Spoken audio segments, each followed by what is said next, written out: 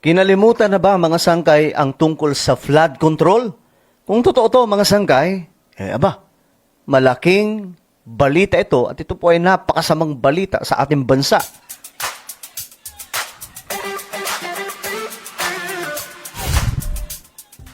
Alright guys, magandang oras po sa inyong lahat. Pag-usapan po natin itong mga sangkay ngayon kasi may dapat po tayong ma-address, no? Kasi mukhang hindi na po pinag-uusapan ang tungkol po sa korupsyon sa flood control at mga project sa DPWH. Anong nangyari? Sana mga sangkay, no? Hindi totoo na mukhang hindi na pag-uusapan ito. Pero ngayon, pag-usapan po natin mga sangkay. Anyway, bago tayo magpatuloy sa mga hindi pa po dyan nakakapag-subscribe, makikita nyo po yung subscribe button sa baba ng video na to. I-click nyo lamang po yung subscribe, i-click ang bell, at i-click nyo po yung all. Sa mga nanonood po sa Facebook, i-follow nyo po yung ating Facebook page. Okay guys, so gusto kong i-address to kasi mga sangkay, may mga nagsasabi. Nawala na daw po, pinabayaan na mga sangkay itong tungkol sa flood control. At kung totoo to,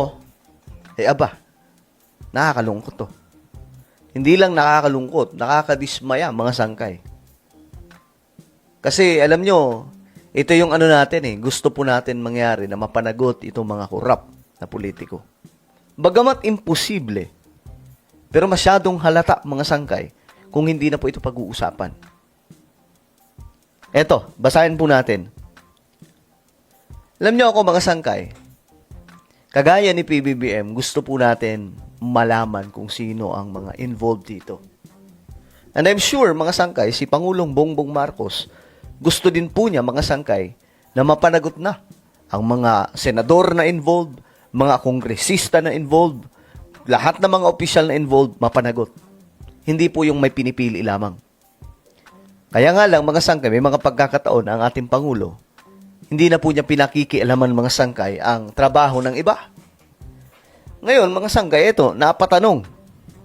Sabi sa balitang ito, ayon kay Senator Alan Peter Cayetano, kung kaya ng Senado maglaan ng halos 30 or 30 weeks para sa impeachment trial, dapat ay may parehong urgency at nakatakdang schedule rin ang Blue Ribbon Committee para sa investigasyon sa mga umano'y anomalya sa flood control projects. Totoo din naman yun. Diba? Hindi lang sana tayo nakatutok sa impeachment. Ako mga sangkay, pabor ako sa impeachment. Tuloy na yan. Since andyan na. Para magkaalaman kung sino ang nagsasabi ng totoo. But, mga sangkay, kailangan din po natin balikan itong matinding problema sa ating bansa, which is ito yung corruption. Yung iba magagalit, sasabihin na naman DDS tayo. 'Di ba? Alam nyo, ganito lang yan, kasimple. Kung ikaw ay pabor sa impeachment, pero wala ka ng pakialam sa flood control, corruption, may problema sa'yo. Malamang isa ka lang panatiko at hindi ka maka-Pilipinas. Kasi, tulad ko, pro-government ako mga sangkay. Pero, gusto kong malaman at gusto kong ma-aresto lahat ng mga kurap. At gusto kong ungkatin pa ng gusto itong tungkol sa flood control. Ano sabi ni PBBM? The more na naghahalungkat sila, the more na may nakikita sila. Then, bakit yung mga senador, mga sangkay, mga kongresista, pinabayaan na po ito? Well, sa Senado na lang. Huwag na po natin isali yung mga congressman kasi marami po doon involved. So, bakit pinabayaan na po ito ng Senado? Diba? Anong sagot nila dito? Binagyan din ni Senator Cayetano na kung seryoso ang administrasyon sa pananagutan, hindi dapat isang tabi ang investigasyon ng Blue Ribbon Committee sa bilyong-bilyong anomalya sa flood control projects. Tuloy mga sangkay, ang may problema na po dito, yung Senado. Si PBBM, I'm sure, gusto niya pong mapanagot itong mga korap. Kahit sino pa yan, kahit nga po pinsan niya. Pinsan niya po yun, ha? I think first cousin po ata yan. Pero pananagutin. Diba? How much more itong ibang mga involved sa Congress? Hindi pa nanagutin. Malamang sa malamang si PBBM gusto niya mangyari yan. Kaya nga lang, anong magagawa niya kung ang mga senador, mukhang walang pakialam. Tinawag niya itong selective justice kung ang haharapin lamang ay ang kaso ni Vice President Sara, habang hinahayaang matulog ang mas malalaking issue ng korupsyon na direktang pumipinsala sa mga Pilipino tuwing panahon ng tag-ulan. Tulad ngayon, mga sangkay. May malakas na bagyo. Anong gagawin ng Pilipinas? 'Di ba? Kung ang pera na yon, mga sangkay, nagamit sana para talaga sa totoong proyekto, hindi sana, kahit papaano, hindi po tayo ganong kabilis bahain. Kaso mga sangkay, binulsa po eh. Ito po ay, ang pinag-uusapan natin po dito, hindi billion eh.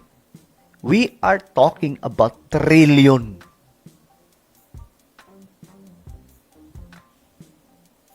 Corruption. Diba? I'm sure marami naman po mga supporters si PBBM na katulad ko ang nakakaintindi dito, no? Gusto natin mapanagot yung iba sa sobrang panatiko. Panatiko lang sila sa politiko eh. Importante sa kanila, ganito ang gawin kahit di na asikasuhin yung flood control. But for me, hindi po ako ganun. Kami nila Boss Mike, mga sangka, hindi kami ganun. Hindi kami yung tipong porket eto na, may ginagawa, pababayaan na yung tungkol sa flood control. Wala pa nga po tayo gaanong napapanagot eh. 'Di ba, mga contractor lang, tapos sila Jinggoy, di pa natin sure kung totoo talaga yung paratang na yun. Pero yung may mga napatunayan, mga sangkay, nasa lower house, ang dami. Sabi ni Cayetano, pero ito po ang tanong ko, bakit walang schedule para sa flood control? Bakit wala schedule? Yun din yung tanong ko sa mga senador eh. Bakit tila baga pinababayaan yung tungkol sa flood control? Ano mayroon? Di ba? Nakakalungkot. Nakakalungkot ito mga sangkay. Pero ipagdasal na lamang po natin, no? Kasi baka wala na po talaga tayo maasahan sa mga officials po natin eh.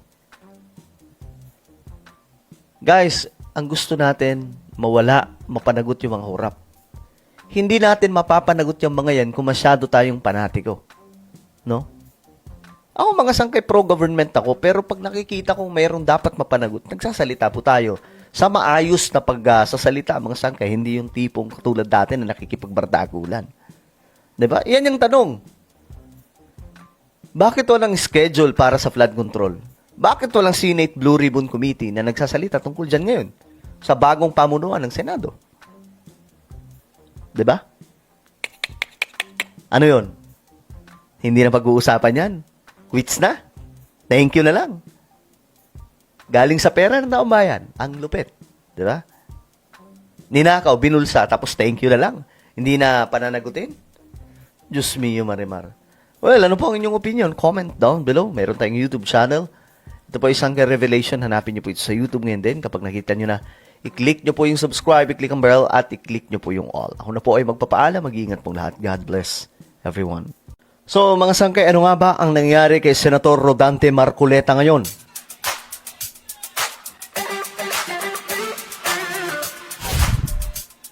So, mayroon pong problema daw si Senator Marcoleta ngayon.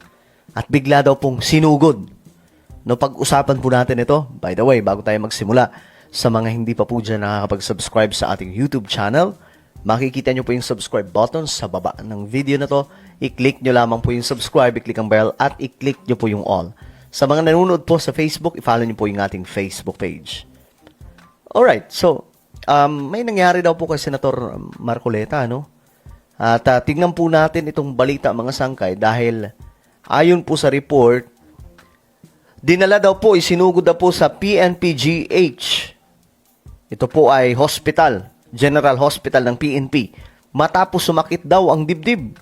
Sasailalim sa masusing pagsusuri ng mga doktor sa PNP General Hospital si Senator Rodante Marcoleta bago dalhin sa Sandigan Bayan para sa return of warrant. Ito ang tiniyak ni Department of the Interior and Local Government Secretary John Vic Remulla. Ayon kay Secretary Remulla, sa edad ni Marcoleta na 72 anyos. So 72 years old na po si Senator Marcoleta. Ganun na po katanda ang senador na ito. Bala, mga sangkay, no? So, ang tanong dito, kakayanin niya kaya sa loob? Lalo-lalo na, mainit doon. At kapag may nangyaring masama sa kanya, sino mananagot po dito? Kailangang maayos ang kondisyon nito bago dalhin sa custodial facility. 72 na po si Senator Marcoleta. Grabe, 72 years old. Simple blood pressure at heartbeat natin makukunin sa kanya. Marami po siyang test sa pagdadaanan, tutulong mga ECG at iba pa. Okay. So, titingnan lahat mga sangkay ang kalagayan niya kung talagang kaya pa niya sa loob. Sigurado ang kanyang fitness. Hindi namin alam kung kailan matatapos yun, but hopefully within the next 2 days, tapos na lahat ang kanyang examinations para sa full health na i-report namin sa Sandigan Bayan na maaari siyang pwedeng ilagay. Kahapon, habang isinasailalim sa booking procedure si Marcoleta, dumaing ito ng pananakit ng dibdib, dahilan para dalhin ito sa PNPGH. Nagreklamo si Senator Marcoleta ng chest pains and mataas yung BP niya. That's why So, hindi po siya drama kasi mataas ang BP. Hindi naman pwedeng gawing drama yon mga sangkay, yung tataas yung BP mo. So, talagang nagkaroon po ng medyo problema ito ngayon. Siyempre, 72 years old, medyo ano na po talaga, matanda na po talaga, mga sangkay, no? pwede na lang muna namin sa ospital. After ng medical niya, whatever na sasabihin ng mga doktor ng PNP, we will transmit it also kay Sandigan. Gano'ng kataas daw ang BP niya? 150 something. Samantala, Grabe. dinala na sa Quezon City Jail sa Payatas ang mga co-accused ni Senator Marcoleta na sina dating Congressman Mike Defensor at Joseph Espiritu base sa commitment order ng Sandigan Bayan. So, para po sa inyong kaalaman, ang kaso po nila, no, tatlo, ay dahil lamang po sa donasyon ng pera mula po kay Mike Defensor at yung tropa niyang isa, mga sangkay. So, sila po ay tumulong ng pangangampanya. Ang problema lang, hindi diniklara ni Marcoleta. Yun lamang po yung nangyari doon talaga. Doon po sila talaga sumabit. Pero pagdating po sa korupsyon, hindi po yung korupsyon. Kasi galing po mismo yan sa sarili nilang pera. Sa sarili nilang bulsa. Hindi po galing sa kaban ng bayan. Okay, yun lamang po yung explanation natin dyan. Baka sabihin nyo na naman, DDS tayo. No? Yun naman po talaga ang totoo. Di ba? Wala pong any issue dyan pagdating po sa flood control or any corruption, mga sangkay. Kaya nga po nagrereklamo yung iba, bakit daw nauna pa po sila? Samantalang ang pinakamatindi dito ay yung nagnakaw talaga ng pera sa kaban ng bayan. Ngayon, mga sangkay, ito ang balita, latest update tungkol dyan. Tingnan po natin. Sa publiko sa pambihirang pagkakataon, nagsalita sa publiko sa pambihirang pagkakataon si Associate Justice Carl Miranda ng 3rd Division ng Sandigan Bayan upang linawin ang paninindigan ng hukuman sa gitna ng matinding interes ng publiko sa kasong plunder na kinakaharap nila Senator Rodante Marcoleta, dating kongresista na si Mike Defensor at dalawa pang kapwa nila mga akusado.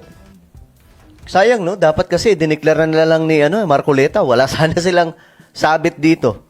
No, bagamat mababaw, no? Sobrang babaw, mga sangkay. Pero, kumbaga, lumabag pa rin po sa batas. Kaya nga lang, kung iisipin po natin yung mga nangurap po na pera mismo ng taong bayan, medyo malayo po yung kanila kaysa sa mga buhaya talaga. Ayon kay Associate Justice Miranda, kinakailangan na magsalita ng korte upang maiwasan ang pagkalat ng mga maling impormasyon at maipaunawa ang wastong proseso hinggil sa proseso ng batas.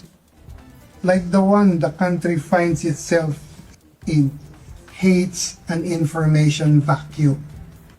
Ayaw na ng crisis yung information vacuum. If those concerned do not speak up, then someone else will fill the information vacuum. Binigyang diin niya na hindi maaaring magpasya ang hukuman batay sa politika, opinyon ng publiko o Correct. anumang uring pressure. Aniya, ang tanging batayan ng korte ay ang konstitusyon o umiiral na batas at mga ebidensyang ihaharap sa paglilitis. So sana mga sangkay, no, ganun. Kasi as we all know, sa ating bansa, yung batas po natin, may problema mga sangkay. No, mismo si Boying Rimulya, nagsalita po siya na may problema daw po sa judicial system po natin. Marami po na nasusuhulan, di umano. Siya po nagsabi nun mga sangkay na ganun po kalalang problema. No? So sana maging maayos po yung takbo ng kaso na ito mga sangkay at malaman po natin ang totoo.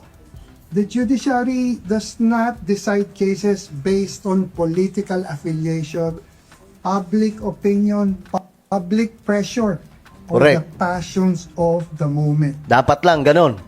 Again, the judiciary, the courts decide these matters only according to our Constitution, the law and the evidence presented by the parties. I'd like to stress this. The judiciary's role is to protect the Constitution. It is the nation's constitutional anchor. Tayo, intong judiciary, ang anchor ng Constitution.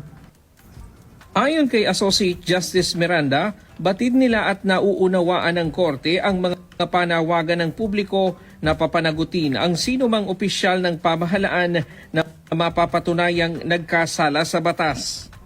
Tiniyak nito na handa ang Sandigang Bayan na dinggin ang anumang kasong ihahain laban sa sino mang opisyal ng pamahalaan. We see you. We hear you. We understand you. We understand yung sinisigaw nyo na dapat ang lahat ng may mga sala ay panagutin. Okay, and this is my pledge to you. Eto na. No? And this is my guarantee. The court is just waiting. The court is ready. The court is ready and waiting for whatever case the ombudsman will file kahit kanino pa. Okay? The Nako, kahit kanino pa, kahit kay Romualdez. court will do its duty and render justice by acquitting the innocent and holding the guilty accountable. That is our duty. Nanawagan din ang mahistrado sa publiko na magtiwala sa hudikatura at hayaang dumaan sa legal na proseso ang paglutas sa mga usapin. Ayon pa sa kanya, layunin ng korte na mapanatili ang kaayusan at matiyak na ang bawat kaso ay maresolba ng patas at naaayon sa batas. I urge the public to trust the judiciary to do its duty. Trust the Sandigan Bayan, ang sandigan ng ating bayan. Most importantly, trust the Supreme Court, which is the final arbiter of all legal disputes. To the public, trust your Supreme Court.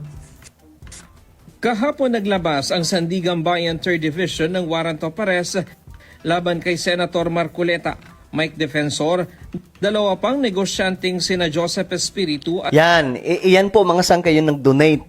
So sa madaling sabi, ang pera na yan hindi galing sa pera ng bayan.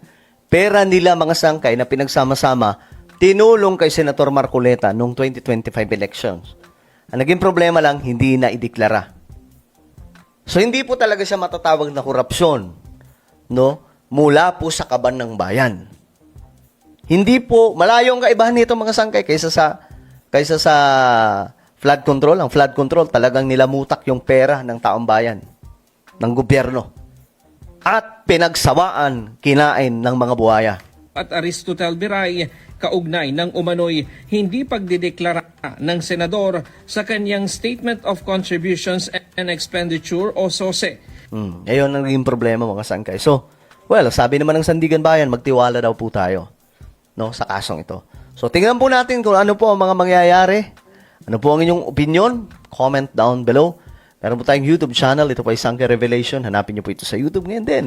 Kapag nakita nyo na, i-click nyo po yung subscribe, i-click ang bell, at i-click nyo po yung all. Ako na po ay magpapaalam. Mag-iingat pong lahat. God bless everyone.